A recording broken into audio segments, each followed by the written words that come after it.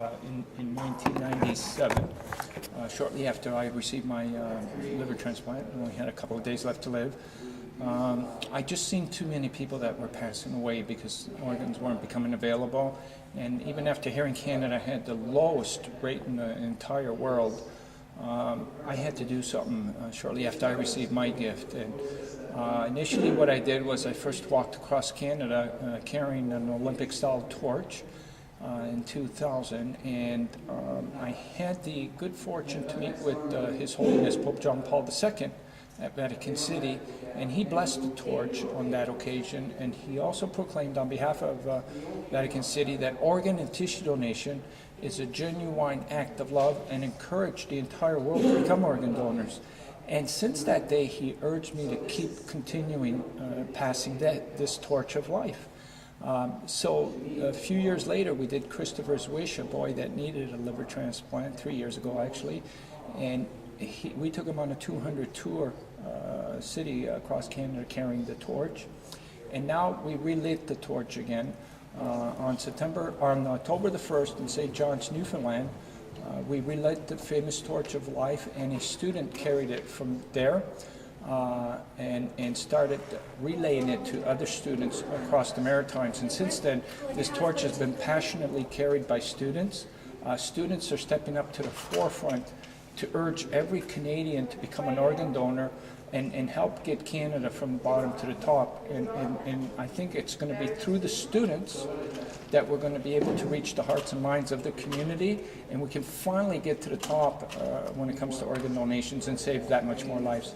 That's the significance of having students taking part in this? That's correct. I mean, when you watch the passion that's going to be involved with today's activities and you know how the students are going to get behind this, and just imagine one of these students going home one day and talking to their mom and dad that they want to become an organ donor, because it's a very difficult subject to talk about. But once you get the kids talking about this subject, it makes it easier, it becomes more accepted. So we feel that we're helping to create that environment, and in doing so, we're hoping that everybody can really understand right across the whole country that this issue needs that kind of attention, and if we do give it that kind of attention, we can help save all 4,000 people that are presently waiting on the organ donor waiting list. Where are you from, George? I'm from Toronto, Ontario. Is that where your group's based then? Yeah, that's where the Step by Step's based, and this is our 6th campaign. Our website is SOS4000.com. You can visit our site and see all the great things that we've been doing so far. And also, if anybody would help to support us, we're traveling on a really dismal budget, and we're asking people to help out with accommodations and food. The Crown Plaza helped out with the accommodations, and Boston's helping out with food. So we're just getting by day, but through this kind of support, we're doing it. We're intending on doing it. We did it in the past.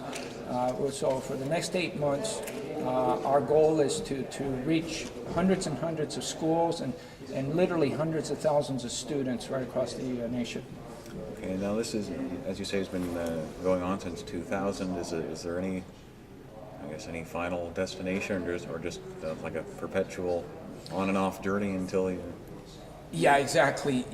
This is the kind of issue where you just can't do something and forget about it. Like, you got to keep at this. You got to keep reminding people. You got to keep tackling any of the issues. Like during our time going through the Maritimes, we found out that there's no stranger live donor program here. That means that if somebody wanted to donate a piece of their liver or their kidney to a complete stranger, they can't do that because that program doesn't exist. So we urge the government to take a look at that, because other provinces are using that very successfully. And then we found that there wasn't a retrieval center in the island of Prince Edward Island, and there was people that weren't able to donate their organs possibly because of that. So we urged again the Premier to create a retrieval center in one of their Charlottetown hospitals. So it's the message is simple. Please don't take your organs to heaven. Heaven knows we need them here on earth. But there's so many things that need to be done. That's why we are sort of planting the seeds by doing it this year. But we're going to keep doing this year after year after year after year until Canada gets to the top when it comes to organ donation, and we can literally say that everybody that's waiting for an organ will receive one.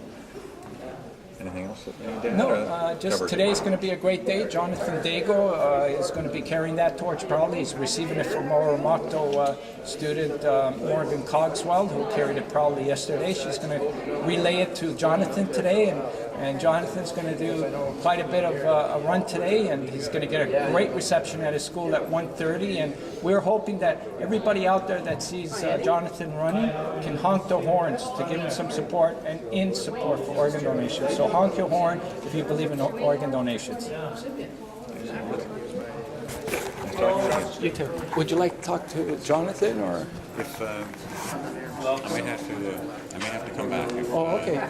if he's not coming till 11:30. Yeah. So at the Crown Plaza, we're going to be there as well. Okay. If I'm able to, I'll pop back. Okay. But like I said on the phone, we just didn't want to miss you all together. We Right. wanted to make sure we got something from you. Okay. Perfect. Thanks a lot. Do you have a card? I don't. I'm afraid no. Okay. Okay. Hey, Mr. Marzella? Yes, hi. Andrew Holland. Oh, hi. I'm with Andy Scott. Oh, yes. I was talking to you. I know you've testified with the House of Commons Standing Committee on Health. So Yeah. That time. Do you remember that? 2000 and. This is in the last Parliament.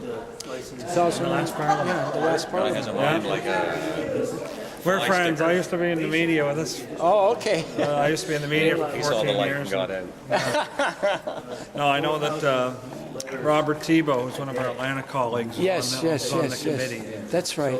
And because I know that you've been through Nova Scotia and stuff too. And Yeah. were you in Ormocto yesterday? Did I Yes, see we were. something? Okay. Yes.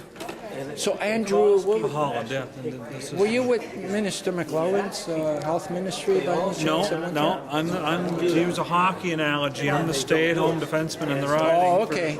for Okay. Mr. Scott for Right. the last 4 years. Right. And but I go to Ottawa periodically. But my job's to follow everything going on in Ottawa and stuff. And Right. so- Right. You got to excuse me. I just got to make sure the route is right. no problem. Hi, Tracy, how are you?